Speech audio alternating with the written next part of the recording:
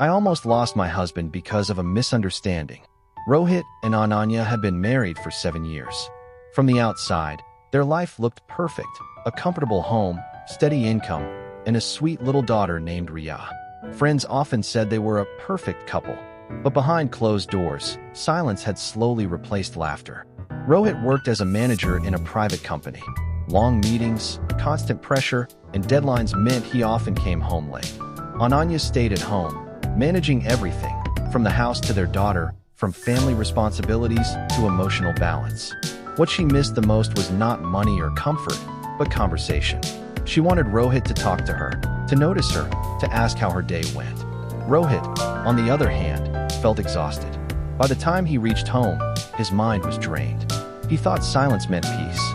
He didn't realize that for Ananya, silence felt like neglect. One evening, while Rohit was in the shower, his phone buzzed on the table.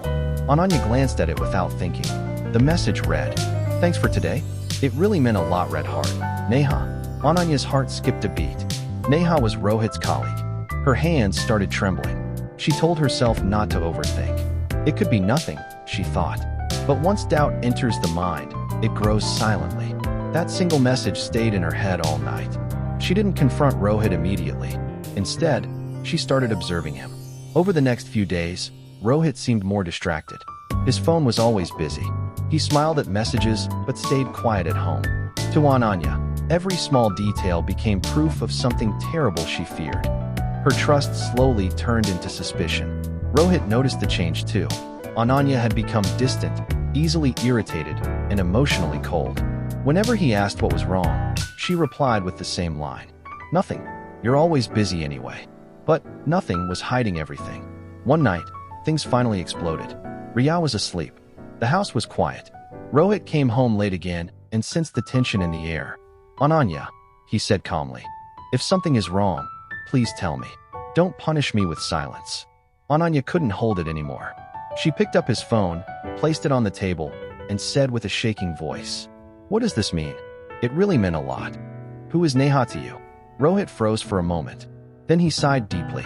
"So this is why you've been acting like this?" he asked. "Don't turn this around," Ananya said, tears filling her eyes. "I'm your wife, Rohit. I deserve the truth." Rohit sat down and unlocked his phone. Neha's mother was hospitalized. He explained quietly. She was alone, scared, and had no one to help her. "I stayed late to support her. That's all." Ananya felt her chest tighten. "Then why didn't you tell me?" she asked softly. Rohit looked down. "Because we don't talk anymore. You don't ask, I don't share. I thought it was a small thing. I didn't know silence would create such a big misunderstanding." Ananya broke down. "I felt invisible," she cried. "I felt like I was losing you. And instead of asking you, I let my fears decide the truth." There was a long silence. Then Rohit reached out and held her hand. "Misunderstandings don't destroy marriages," he said gently. "Lack of communication does." That night, they talked, really talked, for the first time in months.